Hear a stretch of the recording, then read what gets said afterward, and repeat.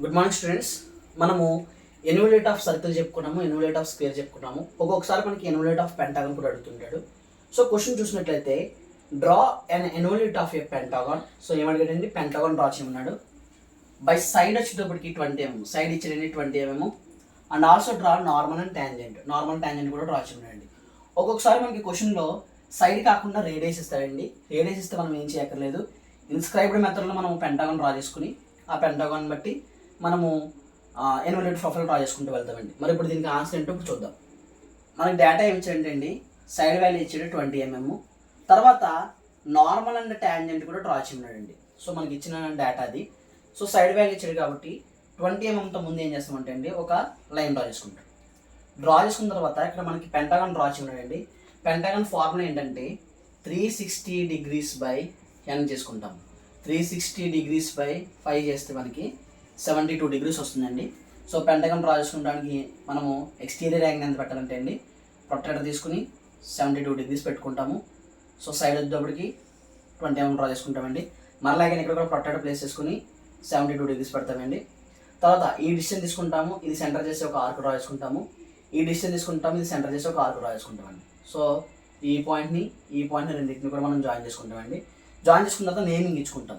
1 2 3 4 5. So మనం గత class నుంచి చెప్పుకున్నాము ఎన్యులేట్స్ ఏమొచ్చినా సరే క్లాక్ వైజ్ డైరెక్షన్ ఇచ్చుకోవాలని. ఇప్పుడు సైడ్ ఎక్స్టెండ్ చేసుకోనండి. 1 5 అనేది ఒక సైడు, 2 1 అనేది ఒక సైడు, 2 3 అనేది ఒక సైడు, 3 4 అనేది ఒక సైడు, 4 5 అనేది ఒక సైడ్. కాబట్టి ఇప్పుడు 1 5 అనే సైన్ ఎక్స్టెండ్ చేయాలి. సైన్ ఎక్స్టెండ్ చేయాలంటే ఫార్ములా ఏంటంటే అండి, number of sides into side value. Number of sides into side value. Number of sides ఏంటంటే అండి పెంటాగన్ కాబట్టి 5 సైడ్స్. తర్వాత సైడ్ వాల్యూ వచ్చేటప్పటికి ఈచ్ వన్ 20 mm అండి. 5 × 20 mm అంటే 100 mm అండి. సో 100 mm లెంత్ మనం ఏం చేస్తామంటే అండి, ఈ పాయింట్ నుంచి 100 mm లెంత్ మనం డ్రా చేసుకుంటాము.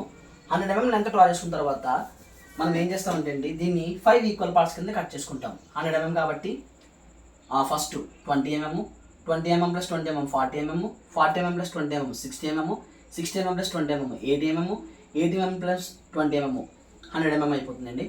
తర్వాత నేమింగ్ ఇచ్చుకుంటాం. 1 dash 2 dash 3 dash 4 dash 5 dash అని నేమింగ్ ఇచ్చుకుంటాము. ఇప్పుడు ఏం చేద్దామంటే అండి, సైన్ ఎక్స్టెండ్ చేసుకుందాం. ఆల్రెడీ 1 5 అనే సైన్ ఎక్స్టెండ్ చేసాము. తర్వాత 1 2 అనే సైన్ ఎక్స్టెండ్ చేస్తాము. 2 3 అనే సైన్ ఎక్స్టెండ్ చేస్తామండి. ఆ తర్వాత వచ్చేటప్పటికి 3 4 అనే సైన్ కూడా ఎక్స్టెండ్ చేద్దాము.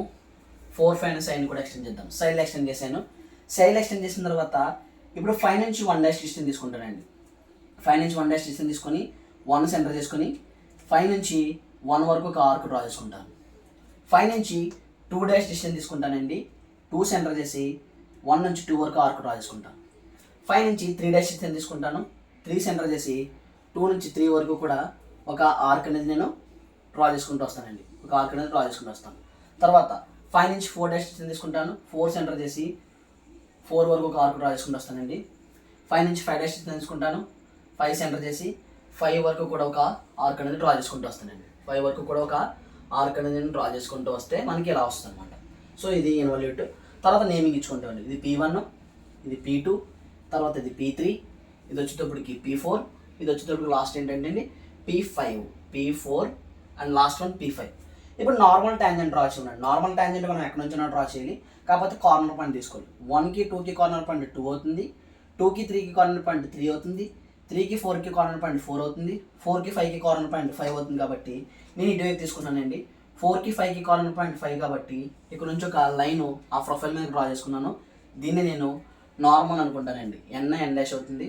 సో ట్యాంజెంట్ డ్రా చేయాలి కాబట్టి ప్రొట్రాక్టర్ ప్లేస్ చేసుకుని 90 degrees పెట్టుకుని ఆ 90 degreesతో మనం లైన్ ఆ కర్వ్ ఏదైతే ఉందో కర్వ్ టచ్ అవుతూ వెళ్ళేలాగా ఒక లైన్ డ్రా చేసుకుంటూ వస్తే మనకి అది ఏమవుతుందంటే అండి ట్యాంజెంట్ అవుతుంది. టీ డాష్ అవుతుంది. సో ఫైనల్గా మనం ఏం చేస్తామంటే అండి డైమెన్షనింగ్ ఇచ్చేసుకుంటాము.